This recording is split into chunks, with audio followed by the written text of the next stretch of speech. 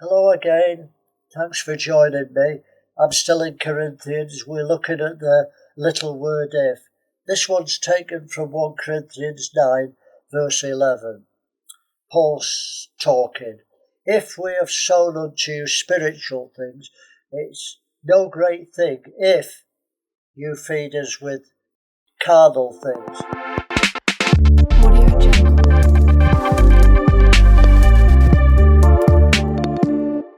Paul's showing the believers that a man of God who has left all to follow Jesus should be supported by the people he ministers to. He's ministering to them spiritual things. He's got no income. He's not employed by a church.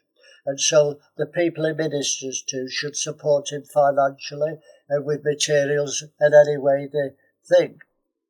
This is vastly different than a man who's hired by a church. Because if a church hire you, they can also fire you. You're a hireling, you're being hired to look after God's sheep. And they should supply a wage. If they hire you, the workman is worthy of his hire. If they hire you, they should pay you a wage. I reckon that 90% or over 90% of ministers, if the treasurer came to them and said, I'm sorry, we can't give you a wage anymore, they would leave the sheep and find another employment because they're just a hireling, as Jesus said. They're being hired to look after the sheep. I'm not criticising that, but there's a vast difference between a man of God who leaves all and puts his faith in God. He's got no wage. He's got no one to support him. I'm in that category. I haven't got a church. I'm not running a church. I go anywhere in the world to teach God's people. I'm a pastor and a teacher, so I'm a shepherd of God's sheep. I'm not doing it for the money, but I trust God to look after me, and God does.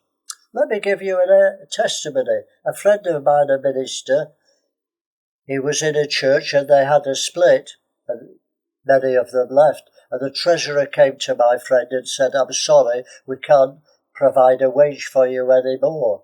What did he say? I'll find another church who can pay me. No, he said, that's all right. I've been called to this church. I'll live by faith.